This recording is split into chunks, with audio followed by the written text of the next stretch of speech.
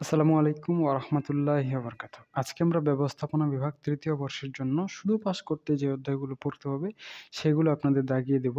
যারা শুধু পাস করতে চান, আজকের এই সাজেশনের ভিডিওটা তাদের জন্য বিশেষভাবে উপকারে লাগবে বলে আমি আশা করছি। তো সাজেশনটা শুরু করার পূর্বে একটা বিষয় বলে রাখি, বিজনেস স্ট্যাটিস্টিক্স, ম্যানেজমেন্ট অ্যাকাউন্টিং এবং ট্যাক্সেশন ইন বাংলাদেশ এই ৩ টা সাবজেক্ট মাত্র ৭ দিনে গুছিয়ে প্রস্তুতি নিয়ে পড়েই পাস করতে আমাদের স্পেশাল শর্ট কোর্স রয়েছে। আপনারা চাইলে যুক্ত হতে পারেন। বিস্তারিত জানতে কমেন্ট অথবা ইনবক্স করুন। তো সাংগঠনিক আচরণের যে ৪ টা অধ্যায় আপনারা পড়বেন, আপনাদের জন্য গুরুত্বপূর্ণ সেগুলোর মধ্যে একটা হচ্ছে ১ম অধ্যায় ভূমিকা ও সাধারণ পর্যালোচনা।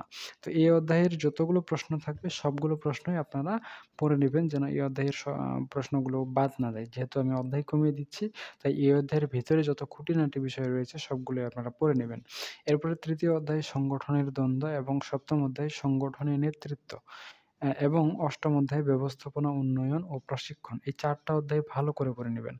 ১ম অধ্যায় ভূমিকা ও সাধারণ পর্যালোচনা, ৩য় অধ্যায় সংগঠনের দ্বন্দ্ব, ৭ম অধ্যায় সংগঠনের নেতৃত্ব এবং ৮ম অধ্যায় ব্যবস্থাপনা উন্নয়ন ও প্রশিক্ষণ। তো এই ৪ টা অধ্যায় খুবই গুরুত্বপূর্ণ। এই ৪ টা অধ্যায়ের ভিতরে যে বিষয়গুলো যেই আম প্রশ্নগুলো থাকবে সেই সবগুলোই আপনারা ভালো করে গুছিয়ে প্রস্তুতি নিয়ে নিবেন। সেগুলো ভালো করে পড়ে নিবেন তাহলেই হয়ে গেল। এটা আমাদের হচ্ছে Facebook এর গ্রুপ।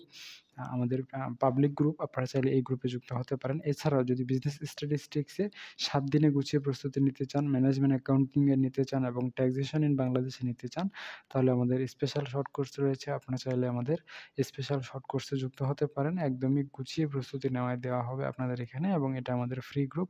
পিডিএফ সাজেশনের এটা ফ্রি লাইভ ক্লাসের গ্রুপ। এই গ্রুপে যুক্ত হতে পারেন এবং এটা আমাদের ইউটিউব চ্যানেল মারুফ 99। আপনারা যদি চান ইউটিউবে আমাদের সাথে যুক্ত থাকতে, সেক্ষেত্রে আমাদের চ্যানেলে যুক্ত হয়ে থাকতে পারেন। এটা আপনাদের জন্য বেনিফিশিয়াল হবে। তো ঠিক আছে, আজকে এ পর্যন্তই। সকলেই সুস্থ থাকুন, ভালো থাকুন আর আমাদের সাথেই থাকুন। আপনাদের সাথে দেখা হচ্ছে নেক্সট পর্বে। ততক্ষণ পর্যন্ত খোদা হাফেজ।